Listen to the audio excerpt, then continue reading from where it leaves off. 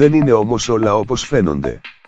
Σύμφωνα με έκθεση της ασφαλιστικής εταιρείας Bormar, μεταξύ 2005 και 2016 οι ψυχικές ασθένειες των νέων μεταξύ 18 και 25 ετών αυξήθηκαν κατά 38% από 1,4 εκατομμύρια σε 1,9 εκατομμύρια.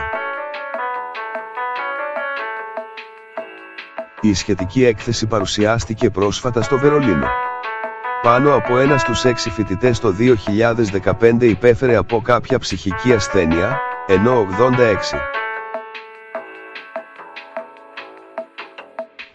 86.000 υπέφεραν από κατάθλιψη. Το ποσοστό των καταθλίψεων αυξήθηκε μάλιστα κατά 76%.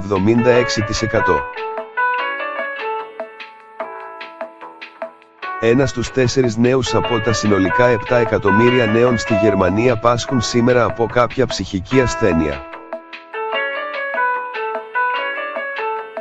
Οι προκαταλήψεις και οι μύθοι που αφορούν τις ψυχικές ασθένειες παραμένουν πάντως ακόμη και σήμερα.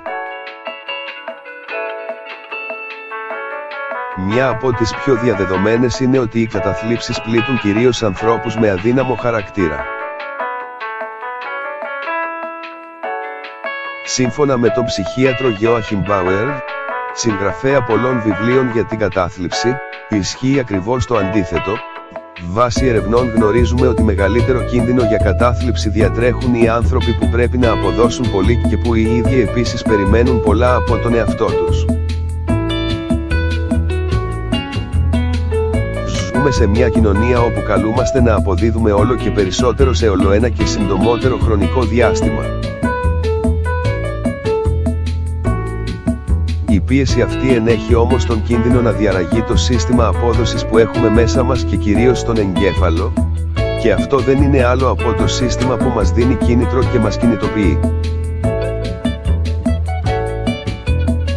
Έτσι, εάν αυτό το σύστημα πληγεί, τότε οδηγούμαστε σε αυτή την ασθένεια. Η κατάθλιψη δεν πλήττει τους αδύναμους αλλά μπορεί να πλήξει τους πάντες και προτιμά αυτούς που απαιτούν πολλά από τον εαυτό τους. Και οι φοιτητές της μέρες μας είναι μια τέτοια κατηγορία.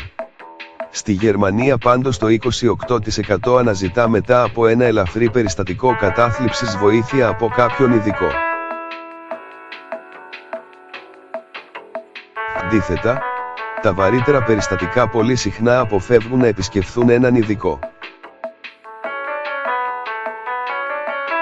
Δυσκολότερη είναι η κατάσταση για τους άνδρες, οι οποίοι επισκέπτονται σπανιότερα έναν ψυχίατρο ή έναν ψυχολόγο, και αυτό γιατί το θεωρούν αδυναμία και έλλειψη ανδρισμού.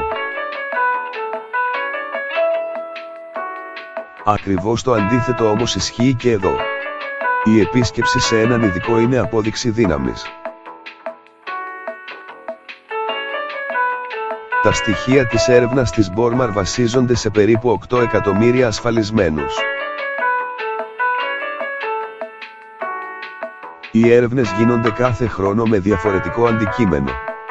Τα ασφαλιστικά ταμεία στη Γερμανία δαπανούν κάθε χρόνο 2 εκατομμύρια ευρώ για τη θεραπεία ψυχικών ασθενειών σε νέους ανθρώπους, ενώ το 71% αφορούν κατάθλιψη.